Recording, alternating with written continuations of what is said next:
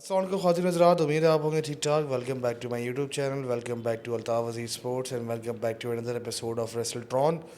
और मैं आज आ गया हूँ वापस इस शो के ऊपर। 2 हफ्तों से मैं अवेलेबल नहीं था, अभी भी थोड़ी तबीयत ख़राब है। बट ये तबीयत ख़राबी की वजह नहीं थी कि मैं नहीं था, उससे पहले तो मैं ब्रेक पे था, बट तबीयत मेरी कल ख़राब हुई है। आज साथ अवेलेबल नहीं है, तो आज मैं होस्टिंग कर रहा हूँ। और हमेशा बैठे हैं स्टूडियो में the permanent OG of this show mister Mashhood Khan. कैसे हैं आप? अल्हम्दुलिल्लाह। क्या चल रहा है भाई? यार बस काफ़ी इवेंटफुल वीकेंड था इन टर्म्स ऑफ रेसलिंग। बहुत सारी रेसलिंग हुई है इस वीकेंड और अक्रॉस मल्टीपल प्रमोशंस काफ़ी हुई है, क्योंकि डब्ल्यू डब्ल्यू ई ने अपना सैटरडे नाइट मेन इवेंट किया था। सैटरडे की रात को वो था। फिर संडे को AEW जो कि नंबर 2 प्रमोशन है, उसने डबल और नथिंग एक अपना उनका पेपर व्यू है, बड़ा एलीट किस्म का उनका एक पेपर व्यू है। उसमें काफ़ी मैचेस वगैरह थे, वो हुआ है। उसके बाद फिर मंडे नाइट रॉ, तो काफ़ी इवेंटफुल। और उसके अलावा NXT का भी एक इवेंट था, बैटल ग्राउंड। तो रेसलिंग की दुनिया में इस वीकेंड तकरीबन मैं एक स्किम कर रहा था, तो अराउंड 20 आवर्स ऑफ रेसलिंग थी। ना कर यार। हाँ तकरीबन, क्योंकि AEW का डबल और नथिंग ही तकरीबन 4.5 घंटे का वो पेपर व्यू था, विदाउट एनी ब्रेक 4.5 घंटे वो। उसके बाद WWE का जो सैटरडे नाइट मेन इवेंट वो 2 घंटे का। बाकी बैटल ग्राउंड, और तो काफ़ी कुछ हुआ है। और काफ़ी है ना अब क्योंकि अब WWE के लिए नेक्स्ट चेक पॉइंट है मनी इन द बैंक। तो सारी स्टोरी अब जो डेवलप हो रही है और जो सारी चीज़ें हो रही हैं, रिसेंट कुछ हमने कमबैक्स भी देखा इस वीकेंड पे। तो वो सारी चीज़ें अब आगे मनी इन द बैंक या 2 हफ्ते बाद, और उसके बाद जो मेन एक तरह से समर साइकिल रेसलिंग में, समर सीज़न की, नॉर्थ अमेरिका में समर सीज़न की बड़ी एक इंपॉर्टेंस होती है। अगर आप उसको हॉलीवुड में भी देखेंगे तो बड़ी मूवीज़ की रिलीजेस, जैसे हमने देखा मिशन इम्पॉसिबल रिलीज़ हो रही है, और आगे भी बड़ी तो समर सीज़न कमर्शियली बहुत एक वायबल सीज़न होता है। तो इसी तरह रेसल मेनिया के बाद जो नंबर 2 समर का सबसे बड़ा इवेंट होता है वो होता है समर स्लैम। बिकॉज विंटर्स काफ़ी हार्श है नॉर्दर्न हाँ हेमिस्फीयर के जितने भी हाँ, कंट्रीज हैं। तो वो समर को एंजॉय करते हैं। और वो SummerSlam is in August first week में है, सैटरडे संडे जो है। तो अब उसकी तैयारी हो रही है कि जून और जुलाई में इस तरह स्टोरी बिल्ड्स हो जाएं, जो स्टोरी टेलिंग, ताकि हम एक कार्ड रेडी हो जाए समर स्लैम के लिए। तो अभी हम जैसे सैटरडे नाइट मेन इवेंट में हमने एक मेजर कमबैक देखा, जैसे कोडी रोड्स का कमबैक देखा हमने। और कोडी रोड्स का कमबैक हुआ जब हमने देखा कि लोगन पॉल वर्सेस अपना जे जे ऊसो यूसो के चल रहा मैच था, में, हाँ। हाँ उसमें हमने एक कमबैक देखा। और उसके बाद हमने देखा कि वो क्यों हुआ, वो इसलिए हुआ क्योंकि जॉन सीना ने उस मैच में इंटरफेयर किया। एग्जैक्टली। और वो इंटरफेरेंस यही था, और उसने उससे क्योंकि वो पहले मैच से पहले वो उनकी आपस में कुछ विनियड भी था एक, हाँ, कि हाँ। जिसमें कि भाई एक अगर मैं 17 टाइम चैंपियन और मैं बेल्ट लेकर चला जाऊं, और दूसरा चैंपियन जो है वर्ल्ड हैवीवेट चैंपियन वो एक यूट्यूबर हो गया, तो रेसलिंग इज ट्रूली डिस्ट्रॉयड। वो एग्जैक्टली। स्टोरी टेलिंग एक होती है ना, तो उससे वो इंटरफेरेंस जिस तरह हुई, और फिर कोडी रोड्स का आना। कोडी रोड्स ने फौरन ही कॉल आउट दे दिया कि मनी इन द बैंक में it will be between a two tag team match. 2 versus 2। हाँ 2 वर्सेस 2 टैग टीम मैच होगा between Roman, sorry, John Cena, और इस साइड पे जे ऊसो होंगे, और उस साइड पे लोगन पॉल और जॉन सीना होंगे। तो वो एक, like John Cena and Logan Paul हाँ versus Cody Rhodes and Jey Uso. हाँ एब्सोल्युटली। तो वो मैच, क्योंकि मेन वही समर स्लैम के कार्ड पे आपको रीमैच देना है ना, John Cena versus Cody roads का। तो वो उससे पहले एक चेक पॉइंट उन्होंने क्रिएट कर दिया कि वो के हम ये करेंगे। और इस दफ़ा कोडी रोड्स भी ड्रिवन आया है कि वो अब वो वाला नहीं है कि एकदम आप बेबी फेस बन के रहूँगा, मैं अब जॉन सीना को जॉन सीना के स्टाइल में I will go take any part to win back my championship. Okay, let's before coming to that हाँ मैच कि उसमें क्या होगा उसमें डिस्कस करने से पहले let's come back to the main event जो था। हाँ मुझे बड़े हंसी आई थी वो देख के, वो जो बिल्कुल जॉन सीना जैसे कपड़े पहने हुए थे आर ट्रूथ ने। हाँ उसकी म्यूजिक भी चला दिया था, पूरी हाँ, हर चीज़, मतलब वो रॉन सीना। रॉन सीना यार हाँ बड़ा शर्ट फनी पे। था। मैच बहुत बेकार था, बहुत रेसलिंग के पॉइंट ऑफ व्यू से, बट इट वाज एंटरटेनिंग जो भी चल रहा था। हाँ और आर ट्रूथ का असल में वो हमने देखे में उसके high flying moves way back in 2010s की बात करूँ, अगर हाँ मैं 2010 से 2015 के बीच में, तो हम लोग असल में वो वाला आर ट्रूथ लेके समझ रहे थे। बट उसकी जो ओवरऑल बॉडी थी ना, वो लग रहा था कि 52 साल का आदमी है। वो वाली फैसिलिटी यार नज़र नहीं मैं आई। बिल्कुल एग्री और करूँगा। वो वाली थ्योरी जो थी ना हाँ मेरी वाली, कि मतलब जो मैं आपको बता रहा था कि शायद ये मनी द बैंक जीत जाए मे बी, हाँ और he might be the one who हाँ actually like take the belt from Cena even for like 1 day. हाँ और ऐसे कोई आपको एक स्टोरी सुना रहा था मैं, हाँ आई थिंक लास्ट टाइम जब मैं था। हाँ even you guys discussed it in the last वो, हाँ कि निखिल, क्योंकि even after losing he said something to the camera behind the like curtain के स्टेज के हाँ वो हाँ बैकग्राउंड में बता रहा था कि यार I still have a hope हाँ दैट यू नो ये रिकवर करेगा और इतना बड़ा लेजेंड है और किस तरह ये एंड कर रहा है अपना ये वो, तो मतलब मुझे फीलर आ रहा है मे बी शायद ये चीज़ जो है ये वापस आर ट्रूथ वाला एंगल वापस आए, क्योंकि उसने अभी भी गिव अप नहीं किया हाँ, जॉन वो सीना देर के इज ऊपर। ऑलवेज दैट पॉसिबिलिटी, वो कोई उसमें क्लोजर इस तरह का नहीं हुआ है कि यू कांट कम बैक, लेकिन इंटरटेनिंग मैच था क्योंकि देखो सैटरडे नाइट मेन इवेंट था, वो टोटल रन टाइम उसका 2 आवर्स का था, लेकिन उसमें 5 मैचेस को इंसर्ट करने का जो सेंस था ना, उस वजह से आपको मैच टाइम, अब आपको एक वुमेन्स का मैच भी आपको डालना पड़ा, सेलिना वेगा वर्सेस चेल्सी ग्रीन, 5 मिनट का मैच, वो आपको क्योंकि आपको कार्ड पे एक डाइवर्सिटी वाला एलिमेंट था तो आपने डालने के लिए आपने 5 मिनट का मैच डाला। उस मैच की ना प्रॉपर स्टोरी टेलिंग हो सकी ना कोई, क्योंकि आपने उस टाइटल को आपने अभी रिसेंटली इंट्रोड्यूस हुआ है वुमेन्स यूएस चैंपियन दिसंबर में, लेकिन उसके साथ आप वो इंसाफ नहीं कर पा रहे क्योंकि ये एक मिड कार्ड चैंपियनशिप है कि आपने जिस तरह उधर रॉ पे वुमेन्स का इंटरकॉन्टिनेंटल किया था तो इधर स्मैकडाउन पे यूएस चैंपियन के, तो आपको मिड कार्ड चैंपियन को भी उतना टाइम और वो देना चाहिए, वो चीज़ यहाँ पे नज़र नहीं आई। नहीं तो इतनी ऑडियंस भी है वुमेन रेसलिंग की यार देखो कि इतनी सारी बेल्ट्स आ रही हैं, मतलब वो 2 बेल्ट काफ़ी है ना आई थिंक, एक तो उनकी वो क्या है वुमेन्स चैंपियन का WWE बेल्ट, चैंपियन होता है वुमेन्स का। दोनों दोनों पे, जैसे स्मैकडाउन पे टिफनी स्ट्रैटन है चैंपियन है, और रॉ पे है अभी क्या नाम है उसका अभी जो वो है ना आयोस का है। हाँ ईओ स्काई, हाँ। ईओ स्काई है। तो लेकिन यार देखो रोस्टर जब आपका बड़ा होता है ना, वुमेन्स रोस्टर बड़ा है, तो आपको मिड कार्ड चैंपियन भी चाहिए होता है कि एक चैंपियनशिप देनी होती है कि मिड कार्ड वाले भी एस्पायर कर सके। तो इसलिए ये यूएस टाइटल और इंटरकॉन्टिनेंटल टाइटल जो कि मेन के उसमें रेसलिंग में तो काफ़ी 30-40 साल से रहा है, तो अब उन्होंने वुमेन रेसलिंग में भी मिड कार्ड चैंपियंस को ले आए हैं। अभी रन टाइम क्या चल रहा है एवरेज रॉ का, मंडे नाइट रॉ का रन टाइम क्या यार है? एवरेज जो चल रहा है, पहले तो ये 3 घंटा इन्होंने कर लिया था, लेकिन अब जब नेटफ्लिक्स पे आए हैं तो इन्होंने 2.5 घंटा, 2.25 घंटा, 2.5 घंटे के अंदर ही एपिसोड रैप अप हो जाता है।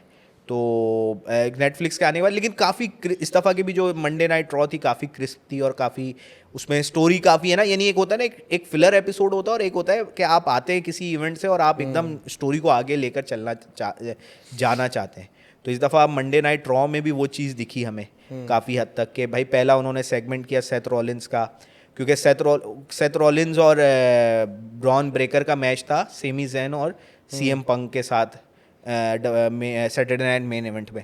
तो उस मैच में काफ़ी ज़्यादा वो शॉर्ट मैच था क्योंकि आपके जब कार्ड ही इतना लोडेड था तो वो था 10-15 मिनट का मैच कि उसमें यही होता है, शुरू में हील्स अपना वो जोर लगाए हुए होते हैं, एक हॉट टैग होता है सीएम पंक को सेमीजेन पे वो पहले वर्क करते, फिर हॉट टैग होता है, फिर सीएम पंक आता है और उसको पूरा ले जाके, तो उसमें हमने एक वापसी देखी, ब्रॉनसन रीड की वापसी हुई है। तो Bronson Reed is the third member and they won the match, right? And won the match, क्योंकि उसकी इंटरवेंशन से उसने ही टुक आउट सीएम पंक और बिल्कुल उसको बैरिकेड में ले गया और वो आउट ऑफ मैच हो गया, सेमी जैन सरप्राइज हो गया और एंड सेथ रॉलिंस ने उसको फिर पिन करके जीत गया।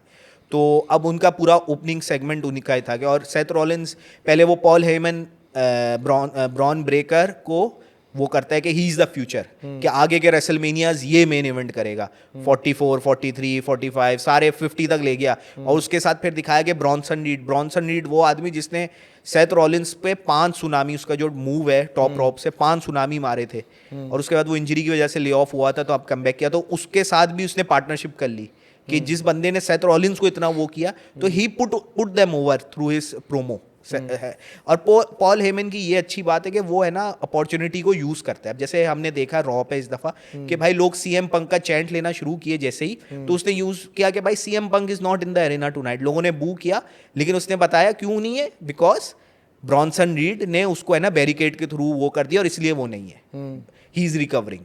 ठीक है, लेटर हमें पता चलता है कि नहीं सीएम पंक वॉज देयर, और वो फिर एंड में हमें मेन इवेंट जब होता है कि वो इंटरफेयर करता है, वो मैच जब सेथ रॉलिंस जीत जाता है तो वो आता है और पीछे से उसकी म्यूजिक बजती है, वो क्राउड से आके सेथ रॉलिंस को अपना फाइनल मूव मार के वो निकल जाता है।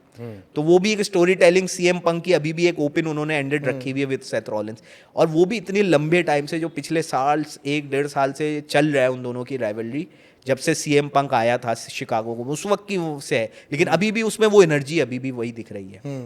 तो ये बड़ी एक अच्छी चीज़ है कि हमें नज़र आ रही है कि ये स्टोरी टेलिंग में है ना कि आपकी कंटिन्यूटी बहुत अच्छी है। Who won that? उनका तो मैच नहीं हुआ ना अभी कोई, एलए नाइट वगैरह। एलए नाइट और उसकी रिवलरी का क्या बना? LA night versus Drew McIntyre. देखो वो तो जो Backlash में तो सैटरडे नाइट मेन इवेंट में Damien priest versus Drew McIntyre match हुआ था, दोबारा केज हो गया। मैच था। अबे कितने हाँ, मैचेस होंगे वो इनके आपस उन्होंने में? पहले स्ट्रीट फाइट वेगस में स्ट्रीट फाइट की थी, इस दफा इनको केज मैच दिया था।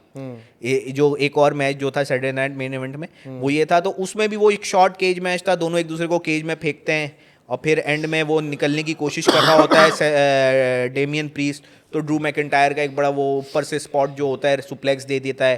फिर उसके बाद जो एंड में है ना साउथ ऑफ हेवन जो उसका फाइनल मूव है डेमियन प्रीस्ट वो अपना हिट करता है, और उसके बाद एक एज का मूव होता था जो एक सर चेयर के नीचे रखता था एक चेयर, हाँ। वो कंचेंटो जिसे कहते हैं, तो वो उसने उस पर हिट किया। और माइकल कोल ने रेफरेंस भी किया कि डेमियन प्रीस्ट ने ये मूव लास्ट टाइम एच पे किया था और अब इसने फिर ड्रू मैकिंटायर पे किया। फिर उसके बाद वो है ना केज के बाहर आके जीत जाता है।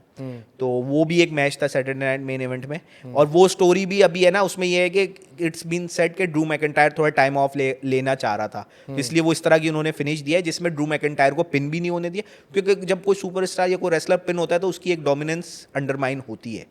तो उन्होंने उसको एक वे आउट दिया कि डेमियन प्रीस्ट अपना केज से बाहर गया और वो है ना उसने उस पर पिन नहीं किया, तो वो प्रोटेक्टेड रहा और वो एक थोड़ा डिले के बाद वो अपना कमबैक फिर करेगा। जैसे कि आपको याद होगा एडी गुरेरो ने जो जूता अपना तस्में खोल दिए थे 2003 के अंदर, वो कर्ट बड़ा एंगल के वो बड़ा against। अच्छा फिनिश था, हाँ। दोनों की इज्जत बच गई। हाँ, तो उसमें यानी इस तरह होते हैं काफ़ी टिडबिट्स होते हैं कि you give a way out. तो इस पे जो वहाँ पे एस वेंटोरा जो सैटरडे नाइट मेन इवेंट में 40 साल से कमेंट्री करता आ रहा है, उसका है ना एक हॉलीवुड वो बैक इन द फ्यूचर में जो अंकल होते थे सफ़ेद बाल वाले, हाँ। वो कमेंट्री पे, तो ही वॉज वेरी एक बेबी फेस जीता और वो, लेकिन ही वॉज पिस्ड ऑफ कि यार he took the easy way out and he took the coward's way out from the cage, he should have pinned him, ये वो। तो सब बड़ा उसको देख रहे थे कि यार कि बेबी फेस जीता है, उसको एलिवेट करने के बजाय वो कमेंटेटर जो है कलर कमेंट्री जो कर रहा है वो उसकी उल्टे उसकी बजा रहा है, और कि यार ये क्यों जीत, ये क्यों इस तरह इसको नहीं करना चाहिए था। तो सैटरडे नाइट मेन इवेंट बहुत एक अच्छा इनका रिफ्रेशर होता है। ये टीवी पे एनबीसी पे टेलीकास्ट होता है और नेटफ्लिक्स पे भी चल ही रहा होता है, लेकिन एक आप है ना लीनियर प्रोग्रामिंग के लिए तो काफ़ी अच्छा एक वो एक रिफ्रेशिंग फील थी उसके अंदर। और एक आपको है ना नॉस्टैल्जिया भी होता है, क्योंकि वो बोस पहने होते हैं रेफरीज और वो पूरी जो ऑडियंस होती है बड़ी इन्वॉल्व होती है और जो सारा सेटअप होता है बड़ा इंटीमेट किस्म का सेटअप होता है वो एरिना के अंदर। तो वो काफ़ी अच्छा इस दफ़ा सैटरडे नाइट तुम्हारे ख्याल से उसका कोई तुम्हें लग रहा है कोई रेवलरी फर्दर अभी कुक होगी एले नाइट और उसकी यार मैकिंटायर की? एक तो ये सवाल था मेरा। दूसरा था कि मुझे ऐसा लग रहा है ये जो सोलो वर्सेस वो है ना जेकब ये भी कुछ स्टार्ट होने वाले हैं। अच्छा, देखो ड्रू मैकिंटायर की कैरेक्टर की ये बड़ी इंटरेस्टिंग बात है कि वो कनेक्ट किसी भी है ना बेबी फेस से, अगर आप चाहे एले नाइट से वो राइवलरी जैसे ही कोई कमबैक करके he can interfere in a match, किसी भी मैच में कमबैक करके, और वो स्टोरी राइवलरी चल सकती है। और मेरे ख्याल में वो स्टोरी राइवलरी चलने का एडवांटेज ये है कि एले नाइट को और लेजिटिमेसी जो आप कहते हैं ना उसके पीछे है सपोर्ट, फैंस का सपोर्ट है। तो और वो जो लेजिटिमेसी है टुवर्ड्स टॉप कार्ड वाली विद क्योंकि ड्रू मैकिंटायर जिसके साथ भी राइवलरी करता है उसको एलिवेट करता है। नहीं तो एले नाइट को टाइटल क्यों नहीं जितवा रहे ये लोग? यार एले नाइट को इन्होंने यूएस टाइटल दिया था विच वाज वेरी सरप्राइजिंग। इन्होंने 40 डेज में जेकब फैटू को उसको वही मैं कह रहा हूँ ना, ये मिड कार्ड चैंपियनशिप के साथ इंसाफ नहीं कर पा रहे। वो एक डोमिनेंस मिड कार्ड में नज़र नहीं आ रही है। आपने उधर रॉ पे भी अगर आप देखें जो इंटरकॉन्टिनेंटल चैंपियन है वुमेन्स की लायरा वेलकेरिया, यानी वो एक ऑरा होना चाहिए मिड कार्ड में। वुमेन्स को छोड़ो, मेंस की बात करो। मेंस में भी यार देखो, मेंस में भी यही देखो ना, एले नाइट को आप चैंपियनशिप देते, रेसलमेनिया में उसको जीत देते, क्लीन विन देते, आप आराम से एलिवेट हो, उसके पास सपोर्ट भी है देखो ना। तो ये वाली चीज़ मुझे मैं भी थोड़ा सा सरप्राइज्ड होता हूँ कि यार एले नाइट को वो ट्रस्ट क्यों नहीं है कि यार वो he can hold the title. और एक इस तरह का सुपरस्टार है जो कि यार काफ़ी एक है क्या स्केड्यूल भी पूरा अपना करता है, अपनी उसके नंबर ऑफ मैचेस भी काफ़ी ज़्यादा है इस ईयर में भी देखा जाए, ओवरऑल अपीयरेंसेस देखा जाए, तो ये चीज़ को मैं भी सरप्राइज होता हूँ। लेकिन क्या पता कुछ होता है कि भाई किसी के लक का भी फैक्टर होता है और ये वाली चीज़ होती है। तो एले नाइट का वो देखते हैं कि ऑलरेडी इतना मोमेंटम है कि हमें इसको ऊपर चैंपियनशिप रखने की ज़रूरत है नहीं, ये भी एक रीज़न हो सकता है। अच्छा, मनी इन द बैंक का अभी आपको क्या लग रहा है, क्या क्या मैचेस होने वाले हैं apart from the tag team match?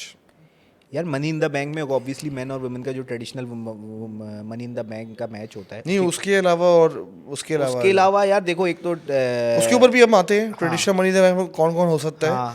But मैं इन दोनों के अलावा और कौन से यार मैचेस इसके अलावा मुझे जो लगता है ये इंटरकॉन्टिनेंटल वुमेन्स का डाल देंगे मैच, ठीक है, एक वो हो जाएगा कि ये वुमेन्स मैचेस कौन देख रहा है इतने, मतलब देखते हैं क्या? मैं तो नहीं देखता इतने ज़्यादा, मुझे यार शौक ही वो नहीं है। फास्ट फॉरवर्ड देखो जो maybe I am old wrestling fan, मैं तो बस वो डीवास वाला वो था ना कि वो आती थी बस नहीं, पिलो फाइट काफी- करके चली जाती यार थी। नहीं, अब it wrestling women's wrestling has evolved a lot as well, और उसमें काफ़ी अब फिनेस आ गया है। पहले वाला वो एक अलग जनरेशन थी, एक अलग एरा था, लेकिन अब काफ़ी ज़्यादा आ गया है कि वो ब्रूटैलिटी भी नज़र आती है आपको काफ़ी जगहों पे कि वो है, इंटेंसिटी आ गई है काफ़ी ज़्यादा। तो वो एक एलिमेंट है जो कि अब एक ऑब्वियसली आपको इनकॉर्पोरेट करना भी पड़ता है, और इनकॉर्पोरेट किया जा भी रहा है जहाँ तक ये। उसके अलावा मुझे ये एक नज़र आता है, और उसके अलावा जेकब फाटू का एक एलिमेंट है जो चल रहा है कि उसका अपना सोलो सिकोआ के साथ एक चल रही है, वो होती है ना पैसिव एग्रेसिव जो लफ्ज़ हम यूज़ करते हैं, कि वो दोनों की चल रही है, और इसमें अब जेसी मिटेयो का भी एलिमेंट आ गया है। तो उन दोनों के दरमियान भी कुछ कुकअप हो सकता है कि जो कि मनी इन द बैंक में उसका हो। ये वाला एक आपको एलिमेंट नज़र आता है। बाकी इस हफ्ते एक जो अच्छी इंटरेस्टिंग हमें डेवलपमेंट नज़र आई, देर इज़ दैट पॉसिबिलिटी कि वो मनी इन द बैंक में एक मैच की तरफ दिखे कि रूजेफ का मैच था अकीरा टोजावा से, जो जैपनीज है ना अल्फा अकेडमी में। आफ्टर विनिंग द मैच उसने उस पर अटैक किया, तो Sheamus came to make the save, and Rusev and Sheamus they used to be before together in a faction, League of जिसमें नेशंस, सिजारो भी लीग था, of और नेशंस। और बड़ा उनका कॉमिक और बड़ा एक डोमिनेंस भी थी और कॉमिक भी था। तो दे वर फेस टू फेस। एक तो कमेंट्री में बैठा हुआ था। एक तो वेड बैरेट उधर कमेंट्री पे है, हाँ। और ये दोनों का आमना सामना हुआ है। तो देयर इज ऑलवेज दैट वो कंपस्ट, और एक इस तरह के ये दो यानी शेमस भी एक वेटरन है, और अपना क्या कहते हैं रूसेफ भी, अब ही हैज़ मेड अ कमबैक, और उसको भी पेपर व्यू पे, अब जब आप नए स्टार्स को लेकर आते तो you put them in paper views as well, उनको डेवलप करके बिल्ड करके नया, यानी he has made a comeback. तो वो भी एक पॉसिबिलिटी है कि we can see a singles match at money in the bank. तो मनी इन द बैंक के तो मेन अट्रैक्शन तो वही रहते हैं दोनों money in the bank matches, लेकिन 2 3 4 मैचेस, आई सी 4 मैचेस जो कि इसके अराउंड, एक टैग टीम मैच हो गए, 2 money in the bank match हो गए, इसके अलावा 3 मैचेस और मैं देखता 2 हूँ। मनी इन द बैंक, एक वुमेन का एक मैन का। हाँ, एक मैन का एक वुमेन का तो हो गया। मैन के मनी इन द बैंक में कितने पार्टिसिपेंट्स होंगे? यार दोनों वुमेन, दोनों में पार्टिसिपेंट्स मैन और वुमेन में अरे वुमेन छोड़ो, मैन की बात करो। मैन में 6 ही होते हैं पार्टिसिपेंट। कौन कौन होगा तुम्हारे अभी ख्याल तक से? देखो सेथ रॉलिंस हो चुका है, ठीक है, जो मेन इवेंट था रॉ का, उसके अलावा पेंटा हो गया है। सेथ रॉलिंस हो चुका है। हाँ, सेथ रॉलिंस, क्योंकि मेन इवेंट था इस दफा फिन बैलर, सेथ रॉलिंस और सेमी जेन। तो इसके क्योंकि ट्रिपल थ्रेट मैचेस की खूबसूरती होती है नो डिस्क्वालिफिकेशन, तो इसके दोनों बंदे आ गए, ब्रॉन ब्रेकर और ब्रॉन्सन रीड, उन्होंने इंटरवीन कर दिया, वरना सेमी जेन ने अपना, he was very close to getting the win, उसने पिन लेने वाला था सेथ रॉलिंस पे, लेकिन वो इंटरवेंशन के बाद पूरा सारा गेम बदल गया, और उसके बाद है ना सेथ रॉलिंस जीत गया। तो Seth Rollins has qualified. There was another triple threat match between Dragon Lee, Penta, जो आपको जिसका नाम बिल्कुल नहीं पसंद है, और चैट गेबल। तो वो मैच में भी है ना हमने वही, चैट गेबल तो अमेरिकानो है ना वो हाँ, वाला भी एल चल रहा है। Grande americano. हाँ। तो वो उन्होंने वो हल्क होगन के साथ किया था आज से हाँ। कुछ सालों पहले, अब ये फिर से वो के डबल रोल वाला है। तो उस मैच में जो है ना एक इंटरवेंशन हमने देखी, एल विकिंगो जो कि है ना ट्रिपल ए का चैंपियन है, और अगेंस्ट हिम चैट गेबल का मैच है। जिस दिन मनी इन द बैंक है उस दिन एक NXT और ट्रिपल ए जो प्रमोशन है उन्होंने खरीदा है, उन दोनों का मिला के एक इवेंट है वर्ल्ड्स कोलाइड। तो उसके मेन इवेंट में उसका वो वर्ल्ड चैंपियन है ट्रिपल ए का, उसका चैट गेबल से मैच है। तो उसने इंटरवीन किया उस मैच को एक तरह से स्टोरी टेलिंग में लाने के लिए रॉ के, और उसने वो इट कॉस्टेड चैट गेबल, और चैट गेबल का यहाँ पे कट भी आ गया काफ़ी, उसने किक उसको टॉप रोप से इंटरवीन किया, तो वो वाला मैच भी पेंटा जीत गया। तो Penta and Seth Rollins are confirmed. इसके अलावा देखो 3 उधर से 3 रॉ के होंगे, 3 स्मैकडाउन के होंगे, क्योंकि money in the bank match एक होता है जिसका जो विनर होता है, जो दोनों टाइटल में से किसी भी टाइटल को कर सकता है।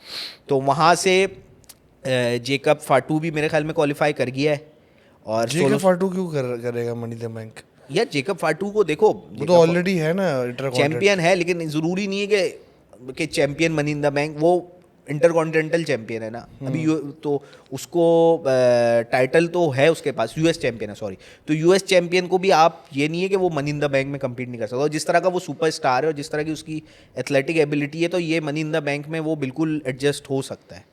तो डू यू थिंक इसको बहुत ज़्यादा पुश कर रहे हैं जेकब फाटू यार को? वही बात है कि वो ब्लड लाइन और वो सारा समवन डायनेस्टी वो वाला पुश उसको दिया जा रहा है, लेकिन मुझे लगता है ये पुश जो है ना ये पॉजिटिव रहेगा, कि क्योंकि they miss the ball with Solo Sikoa के अंदर उतनी कैपेबिलिटी दिखी नहीं, लेकिन मुझे लगता है जेकब फाटू के अंदर वो कैपेबिलिटीज़ हैं कि वंस वो ओवर भी हो रहा है क्राउड के साथ, वो क्राउड से वो रिस्पॉन्स भी आ रहा है उसका, तो वो मुझे लगता है कि जेकब फाटू को है ना, it will be a good move के उसको जो पुश दे रहे हैं, क्योंकि देखो रेसलिंग प्रमोशंस में पुश की इंपॉर्टेंस बहुत होती है किसी भी सुपरस्टार के पीछे।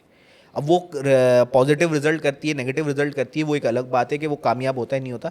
जेकब फाटू के केस में मुझे लगता है कामयाबी है कि वो ही विल गो ओवर, और वो इस तरह का है कि जो कि I can see him becoming a world champion in the next 12 to 18 months. आप किसी देख सकते हैं उसको।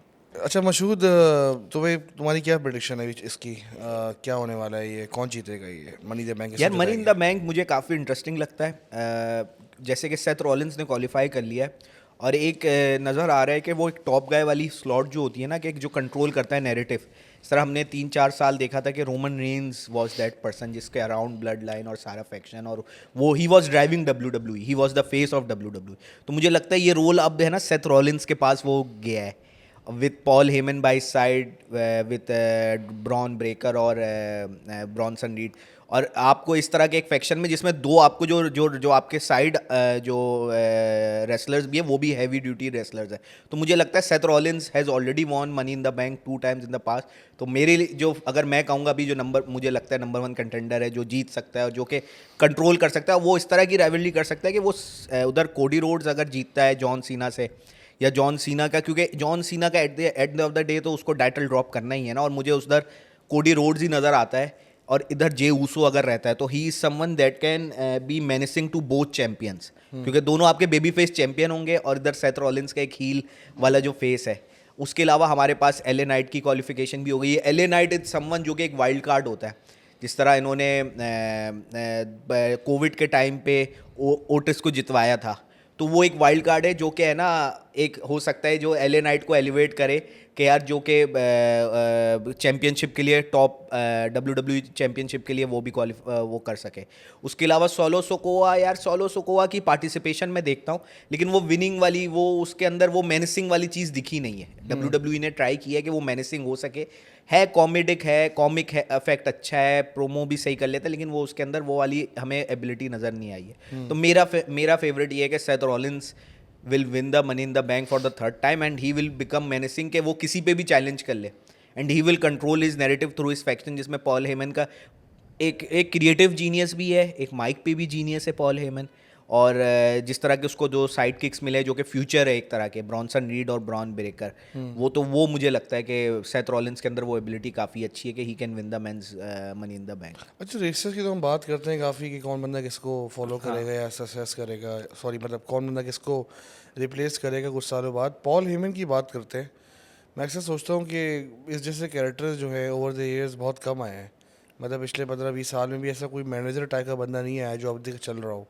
Apart from Paul Heyman. Once Paul Heyman leaves, because he is also in a twilight of his career अपनी एज के लिहाज से भी, तो ऐसा कोई बंदा ये लोग क्यों नहीं डेवलप करते फर्दर? यार हाँ, ये बिल्कुल अल्ताफ, मुझे भी एक होता है ना, एक मैनेजर्स की एक प्रेजेंस होती थी रेसलिंग में। If you look at Paul bearer, और भी आप पहले एक मैनेजर्स होते थे जो रेसलर्स के साथ अटैच्ड होते थे, और उनके साथ वो उनके जो अगर रेसलर अगर कोई माइक स्किल्स में स्ट्रांग नहीं या माइक पे नहीं, तो उसको सपोर्ट करने के लिए, और एक ऑरा होता थी एक मैनेजर की, वो उसकी सारी बैक हैंड मैन्यूवरिंग करता था। तो अनफॉर्चुनेटली WWE ने कोई सक्सेसर नहीं ढूंढ पाया ऑन स्क्रीन, जो कि ऑन स्क्रीन भी जिसकी प्रेजेंस अच्छी हो और ऑफ स्क्रीन भी बिहाइंड द सीन्स, क्योंकि ट्रिपल एच के साथ पास एक बहुत बड़ा एक वैल्यूएबल रिसोर्स है पॉल हेमन, वो मुझे नज़र नहीं आया कोई ग्रूम होता हुआ कि इस तरह का नहीं हो पाया। लेकिन ओवरऑल इन रीसेंट टाइम्स हमने देखा है कि रेसलिंग में मैनेजर्स का रोल बहुत है ना अंडरमाइन हो गया है। रेसलिंग में एक मैनेजर्स का जो एक रोल होता था हर दूसरे तीसरे सुपरस्टार के साथ एक wrestler, even that guide was very comedic, वो जो था अल्बर्टो डेल रियो के साथ जो आता था। हाँ, वो भी देखो ना, वो उसका मैनेजर था, वो अनाउंसर एक तरह का था, दवारी था उसका, मोहम्मद हसन का, उसके बाद कर्ट एंगल का बन गया था। तो इस तरह है ना, एक होता था मैनेजर्स की एक इंपॉर्टेंस होती थी। लेकिन वी हैव नॉट सीन एक, जैसे कि अब उधर हम AEW में देखें, एक जो पॉल हेमन के टाइप का है वो है डॉन कैलिस नाम है उसका, वो TNA में होता था और वहाँ AEW में अभी है, वो वहाँ पे पूरा फैक्शन चला रहा था। वो भी इस तरह का है ना, मैन्यूवरिंग और इस तरह का, उसके भी माइक स्किल्स अच्छे मुनासिब माइक स्किल्स हैं। तो इस तरह के अब लोग इंडस्ट्री में भी अगर देखा जाए ना, पहले रेसलिंग इंडस्ट्री में काफ़ी लोग होते थे इस बहुत तरह कम के, हो गए हैं अब। अब बहुत कम हो गए। अगर पहले देखा जाए, अगर 80s 90s की रेसलिंग में WCW उस टाइम के जिम कॉर्नेट एक कैरेक्टर था जो कि एक रेसलिंग लेजेंड है, वो भी मैनेजर का रोल होता था और मैनेजर्स बहुत होते थे। अब बहुत कम हो गए। अब जो फोकस है वो रेसलर्स पे ही है ज़्यादा। और वही इतने, क्योंकि अब रेसलर्स जो है ना, अब जो मॉडर्न डे रेसलर है वो एथलेटिक होता है, वो उसकी माइक स्किल्स भी अच्छी होती हैं, तो उसको वो वाली चीज़ की ज़रूरत नहीं पड़ती कि उसको है ना किसी मैनेजर के साथ अटैच किया जाए। लेकिन पॉल हेमन का ऑब्वियसली कोई सक्सेसर हमें नज़र नहीं आता है। ठीक है, ओके। तो आपने बताया कि Seth Rollins might be winning the money in the bank, my money is on him कि वो जीते, और वो he will be very menacing. और आई वो really want a title run for LA night, like वो हैवीवेट जीत जाए या हाँ, WWE ही इज़ जीत अ जाए। डार्क हॉर्स जो कि हो सकता है मनी इन द बैंक में। He is a dark horse, अगर वो जीतता है ना मनी इन द बैंक, तो वो उसको है ना, वो उसके साथ उसको लेके वो भी किसी भी, अच्छा लेकिन उसका जो कैश इन होगा ना, जैसे सेथ रॉलिंस का कैश इन है ना, एक सरप्राइज एलिमेंट वाला होगा। लेकिन एलए नाइट का एक बेबी फेस कैरेक्टर है, उसका है ना जो होगा तो कैश इन वो भी सरप्राइज करेगा, लेकिन वो उसके अंदर जो होगी कैश इन को दिखेगा कि उसका एक वैलिडिटी दिखेगी, या there is always a heel turn का भी चांस हो सकता है कि आप एले नाइट के साथ जिता के उसको एक हील टर्न भी दें कि वो मनी इन द बैंक किसी इस तरह से कोई शॉर्टकट लेकर वो उसको कैश इन करे और वो जीत जाए। तो फेस टर्न देखो, काफ़ी टाइम से एक बेबी फेस रहा है कौन? एले नाइट, तो वो वाली चीज़ जो है ना, वो एक हील टर्न को भी यूज़ करके कि उस वो हील टर्न करके चैंपियनशिप जीते। यह वो ऐसा बंदा है कि उसको अगर आप विलन भी बनाएंगे तब भी लोग उसको पसंद कर रहे हैं। हाँ, वो ये वाला है, वो ही हाँ, गेट्स द पॉप, पॉप वो क्रिएट जॉन करता है। सीना है हाँ 2003 वाला, 2 वाला, याद हाँ, है? थगोनॉमिक्स वाला। हाँ एग्जैक्टली, हाँ, वो कि भाई वो चेन भी मार के जीत रहा था तो he was getting over with the crowd. Exactly. तो वो वाले एलिमेंट है। जॉन सीना अभी भी हील है, फुल हील है, लेकिन लोगों की इंगेजमेंट और रिएक्शंस जो है ना, वो इतने साल फेस रह हाँ, चुका वो है तो एक लोग। गुडविल भी उसके साथ अटैच हुआ हुआ है कि वो है, और वो, लेकिन एक चाहिए होता है कि आप एक है ना baby face, John Cena is an exception to the industry जो कि 20 साल तक बेबी फेस रहा विदाउट अ हील टर्न। वो विंस मैकमैन की जिद थी या जो भी था, लेकिन ही नेवर टर्न्ड। एलिमेंट्स आपको कभी कभी लगे, स्पार्क लगे कि ही माइट टर्न, लेकिन ही नेवर टर्न। अब जाके after 20 years he has turned, और वो लोगों का डिफरेंट ओपिनियन होगा, लेकिन मेरे ख्याल में given the farewell tour and everything he is doing a good job कि जिस तरह का होना चाहिए हील टर्न और उसको कैरी करना। और उसके साथ जिस तरह अब इस दफ़ा हमने आर्ट ट्रूथ वाले मैच में भी देखा, तो for a second he give the glimpse के यार मैं ना टर्न कर जाऊंगा, मैं है ना, कि उसने जब टाइटल बेल्ट हाथ में होल्ड किया हुआ था तो ऐसा लगा कि वो नहीं करेगा, लेकिन उसने जैसे टाइटल बेल्ट दिया रेफरी को, उसके बाद लो ब्लो मार के उसने अपना ए मार के अपनी एटीट्यूड एडजस्टमेंट मार के जीत गया। तो वो हील टर्न जो जॉन सीना का भी है ना, मुझे तो अभी तक बड़ा मज़ा आ रहा है उसमें। और इसमें आगे जिस तरह ये एक्सप्लोर करते जा रहे हैं, टैग टीम मैच भी जो आगे है लोगन पॉल और के साथ ये टैग टीम होगा जॉन सीना का, उधर जे ऊसो और कोडी रोड्स, तो एक अच्छा इंटरेस्टिंग मैच, क्योंकि कोडी रोड्स और Jey Uso tag team champion साथ जीत भी चुके हैं। एंड उनका एक बड़ा एक ज़बरदस्त एक प्रेस कॉन्फ्रेंस है किसी पेपर व्यू के बाद, प्रीमियम लाइव इवेंट के बाद, और उसके बाद कहते हैं कि जे ऊसो की जो एलिवेशन शुरू हुई है ना, उसमें ही was very entertaining and engaging Jey Uso, तो उसके बाद उसका सारी वो एलिवेशन स्टार्ट हुई है टूवर्ड्स ये जो अब जो टॉप कार्ड में और जो वर्ल्ड चैंपियन बना है। तो एक अच्छा, एक इंटरेस्टिंग जॉन सीना का हम फेज देख रहे हैं। और एक है कि अब उसके अपीयरेंसेस भी कम होते जा रहे हैं, 24 अपीयरेंसेस रह गए, तो वो हर अपीयरेंस में अब मैच भी हमें नज़र आ रहा है। इसके बाद भी अगर उसका अपीयरेंस है, अगर मनी इन द बैंक में आता है तो मैच होगा। तो ये एक चीज़ WWE सिर्फ उसके माइक्स सिर्फ प्रोमो और इसके लिए नहीं, उसके मैचेस भी अब सैटरडे नाइट मेन इवेंट में उसका मैच होना, ये भी एक अच्छी बात थी कि आपने फ्री टीवी पे उसका एक मैच दे दिया। He is your biggest star right now, तो काफ़ी एक अच्छा उसका फेयरवेल टूर चल रहा है। अच्छा, क्वेश्चंस पे आते हैं। तलाल अहमद लिखते हैं, amazing podcast as usual, I Thank want you. You guys to talk about the logic and reasoning behind making WWE into PG rated show. Why make a show involving violence and guys literally beating each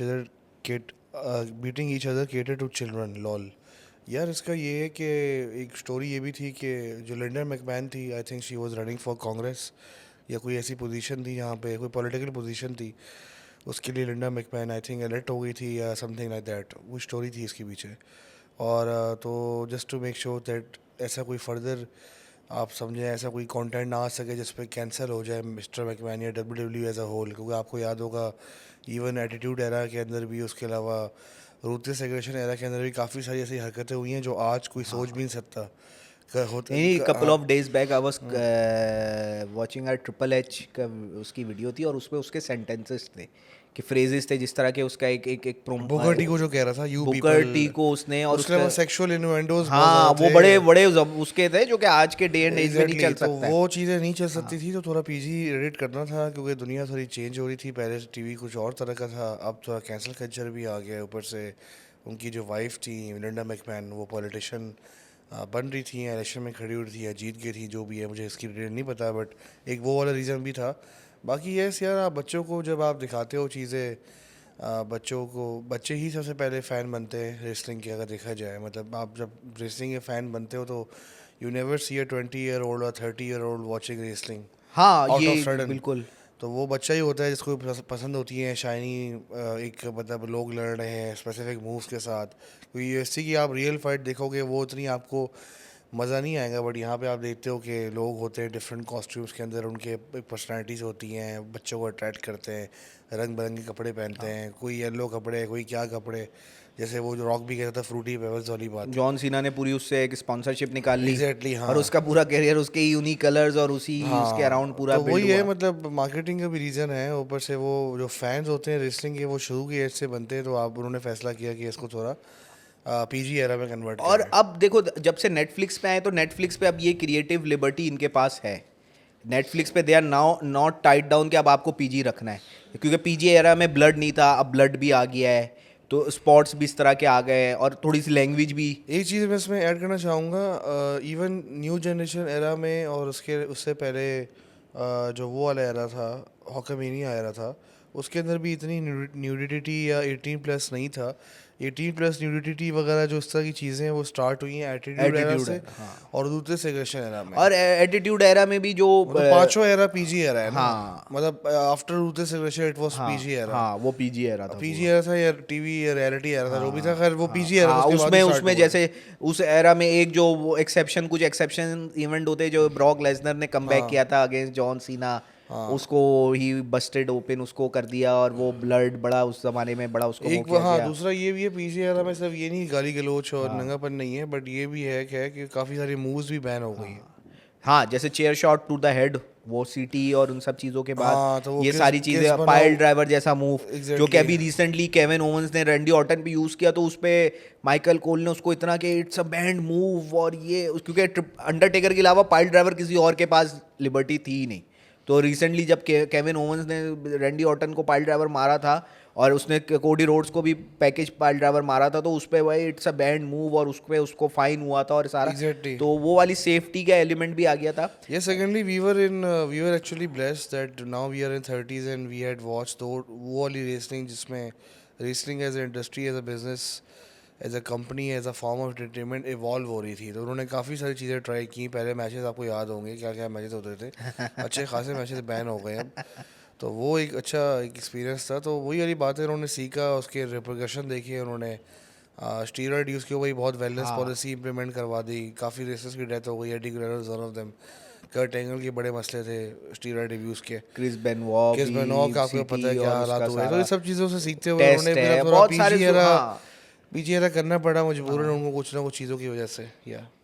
लेकिन पीजे era में viewership और ये सारी चीज़ें काफ़ी hamper हुई हैं।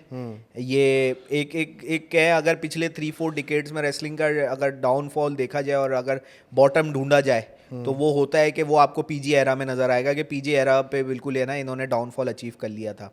तो उसके बाद फिर जब इन्होंने कोविड और पोस्ट कोविड जो कमबैक किया है, जो जो जो कह ले Renaissance era, triple H era, ये सारा जो टाइम है, अब इसमें एक नज़र आ रहा है कि आपको थोड़ा सा आप पीजी एरा से भी आप पिवट कर पाए नेटफ्लिक्स पे आके, वो वाली चीज़ भी आ गई है उनके पास। और अब थोड़ा सा लग रहा है कि एजियर है प्रोडक्ट, वो वाली चीज़ नहीं है कि बिल्कुल पीजी एरा वाला एकदम वाला मामला नहीं है।